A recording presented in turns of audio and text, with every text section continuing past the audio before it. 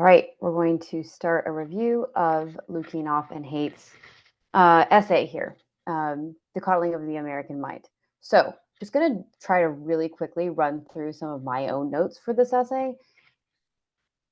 First, I want to start off with their opening, their introduction. They're saying that students nowadays aren't able to take a joke. They're overly sensitive. And so the essay is mostly, or essentially concerned with how do universities, how do colleges, how do professors, how does administration respond to the newer sensitivities or the heightened sensitivities of students these days? And it starts here by saying that it gives us a couple of definitions: microaggressions and trigger warnings.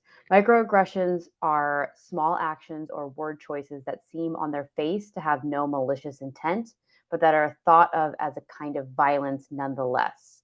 So microaggressions are seen as something that is not so explicit as using, let's see, racist language, for example. That is considered to be an outright aggression, and microaggressions are going to be something that are more subtle.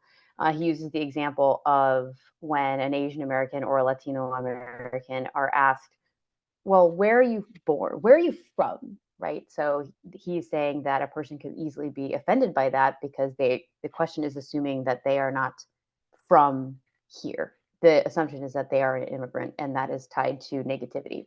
Moving forward. So the next definition he gives us is trigger warnings. Trigger warnings can come in various shapes and forms. And trigger warnings, for example, I have one in my syllabus that says, just giving you a heads up, we're going to talk about complicated things in this class. This is a critical thinking class that involves discussion with peers that may very well come from different walks of life, and that you should expect to read controversial material in this class. I have always made it clear from the syllabus that I do not intentionally use inflammatory texts, but I do try to use material that will provoke discussion, right? And that I encourage everyone to think for themselves in this class. I do not use the lectern, or in this case, video or Canvas, in a way that I do not intend to get you all to think the way I think, politically, ideologically, any of that. So this is an open, safe space for all of us to share our thoughts and opinions and analyses in an academic and respectful way, right? So that's a trigger warning that I use in my class. Trigger warnings can be more explicit in saying that we are, let's see, for the example that they use is Chinua Achebe's Things Fall Apart, for example. I have taught that novel before. That novel, I'm not going to spoil anything because I hope that some of you read it, or if you haven't read it already. But it is powerful, and it's addressing colonialism. I believe it's in Nigeria. It's been a while since I've read the book. And colonialism came with a lot of violence. So the novel uses explicit violence. And so in the example here, the professor would be giving students a heads up, like, hey, heads up, we're going to be talking about some explicit violence in this class. And Lukianoff and Haidt call that into question as to whether or not professors need to be doing that. So I'm going to skip down actually to the end of their essay, actually just further down to get the sense of who they are. All right, so we want to understand their ethos, which is their credibility, but also their point of view, right? So Greg Lukianoff is a constitutional lawyer and the president and CEO of the Foundation for Individual Rights in Education, which defends free speech and academic freedom on campus, and has advocated for students and faculty involved in many of the incidents this article describes. Jonathan Haidt is a social psychologist who studies the American culture wars.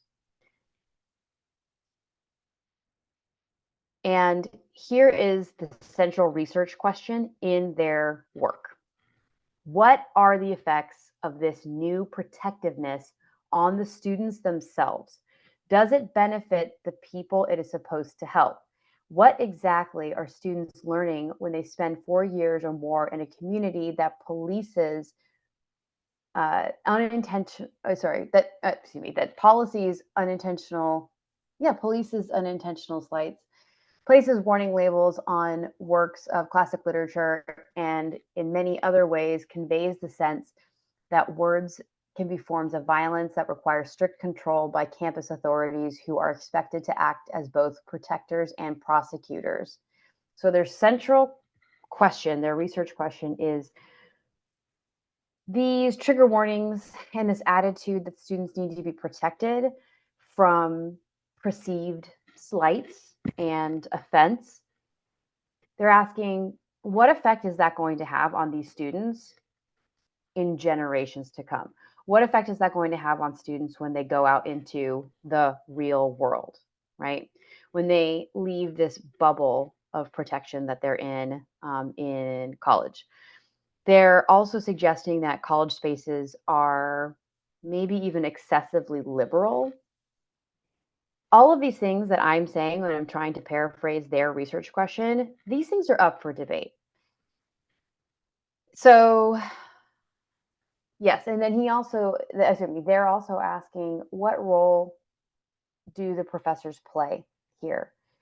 Am I, as a professor, expected to anticipate any kind of feelings that a student might have in terms of like them feeling outraged, oppressed, insulted, confronted?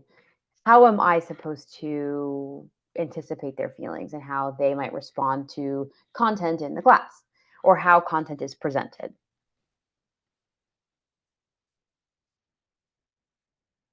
It's suggested that it puts professors in this double bind where we may end up silencing ourselves and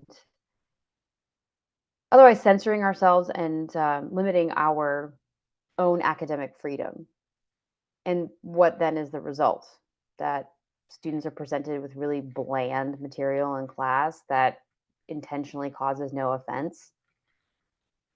And then are people in class not free to share their own opinions about things and fear of offending someone?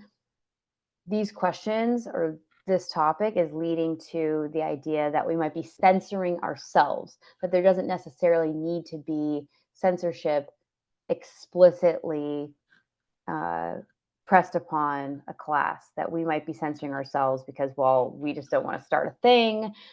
We don't want to like get into it with people. So we're just not going to say anything in class. And what ends up happening, or that I have witnessed in class, is that students either constantly agree with each other or they just don't talk at all. Either way, it's not working in a critical thinking class. So I've moved down to the end of their essay here to this section where, let's see, here, they're making a statement, they're making an argument.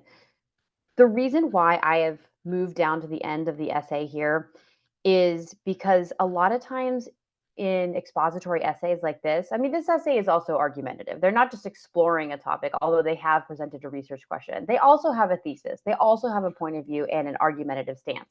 But their essay, the tone of it becomes more and more argumentative as they get toward the end. And so that's why I want to move to the end so that we can get down to the meat and potatoes of this essay.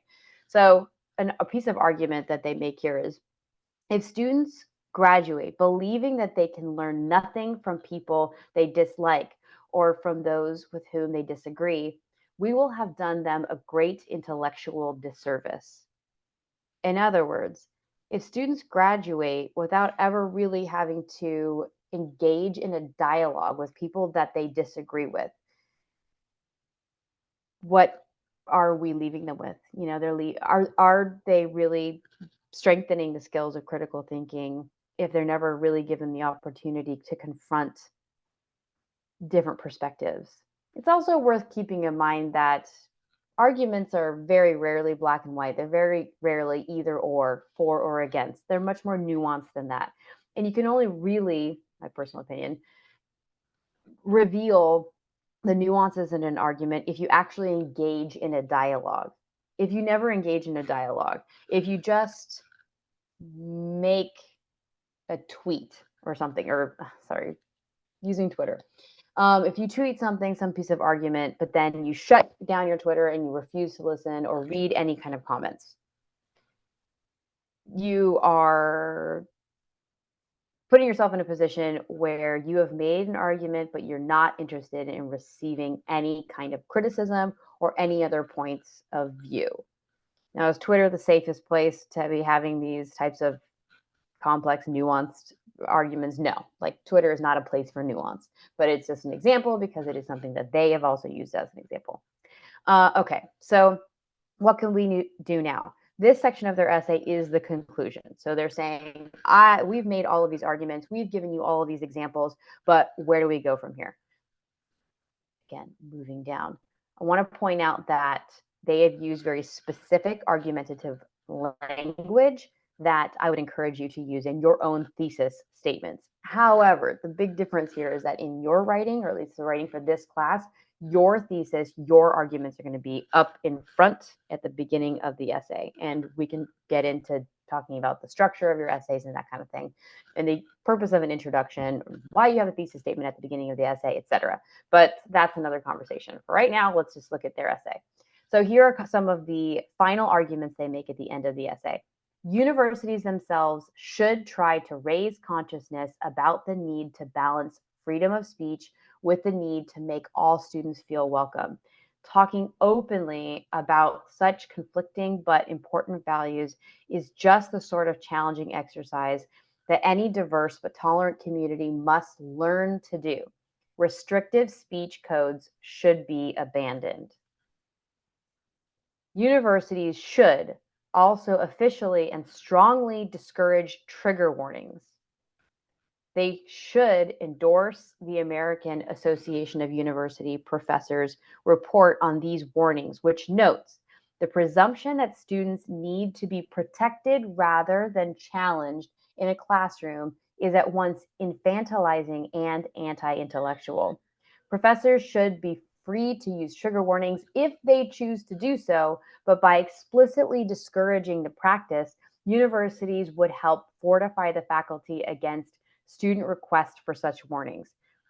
The things that they're saying here are so debatable. And I really hope as you're reading this that you take the time to break down everything that they're saying and really think for yourself about what would it mean if this were put into practice? What would it mean if our college, if the administration said to us as professors that we cannot use trigger warnings in our class? Or what if they said, the administration said, that we highly discourage you giving students any kind of warning about material content in class? I, for example, try to put try to see it from your perspective as a student. I wouldn't want to walk into a classroom and just be blindsided by content that it doesn't just offend me, right? That they're using these trigger warning as an example of hyperbolic situations where it could either, on the one hand, let me phrase it this way. They're saying that trigger warnings are problematic because students are like the fear, and the reason why trigger warnings are used is that the fear is that students will either, on one extreme, have a post-traumatic stress reaction to it, that the content in class could actually trigger a PTSD moment for the student. And Lukianoff and Haidt said, really, that's going to happen. That's probably not going to happen in some kind of class discussion about, a poem that might address sexual assault, for example. So that's one thing that they're saying. And on the other side, they're saying that trigger warnings are really unnecessary, that students should come to class expecting to have complicated and complex discussions about controversial and provoking topics and possibly triggering topics. So ultimately, they say that trigger warnings are hurtful to the students and treats them like infants, treats them like children. The last part here.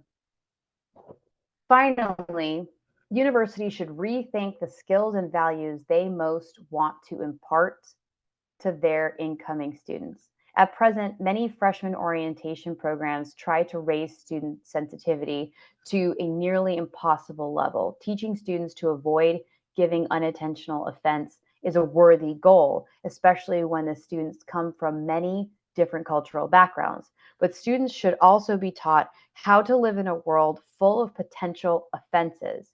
Why not teach incoming students how to practice cognitive behavioral therapy? They mentioned cognitive behavioral therapy earlier in the essay. It is something that Jonathan Haidt is a researcher of, and then later on in the essay, they address it again. And they say that cognitive behavioral therapy are ways that students can actually protect themselves and arm themselves and like learn how to confront conflict in class and regulate their own emotions. That's really what it's getting down to. Is you need to be responsible to regulate your own emotions. So this is at the end of the essay, like I said. And I do want you to, as you're reading this, this is a very long essay. I recognize that, which is why I'm making this video so that we can take a minute to go through some of it. Think about your own experiences as a student, but also try to think about the perspective of the professor. You know, what are your expectations coming into a college class setting? Think about some of the language we use to discuss what might be triggering. You know, let's get down to some concrete examples of what you think might be triggering. As I was saying, when I put myself in the position of a student, I would be pretty upset. There are some topics that I find very triggering, and I would like to have a heads up about certain things. Obviously, a professor can't always anticipate every avenue that a conversation, a class discussion will go down. But if we were discussing a story, for example, that involved sexual assault or abusive children, I would need a heads up to those things. I cannot easily stomach anything related to those topics. I would hope that a professor would avoid those type of topics. But you know, if a professor has a stance that they're going to be able to use any kind of material, that they should be allowed to use whatever they want in class, then maybe that's not the class for me. And I can make that decision only if I'm informed ahead of time. I can only make that informed decision if I know that going into the discussion. So when it comes to this topic of students being easily offended, I want you to take the time to think about what they think, what Lukianoff and Haidt think students will be offended by. Last thing, in looking at the their ethos, again, that's their credibility and then also their point of view. This is them.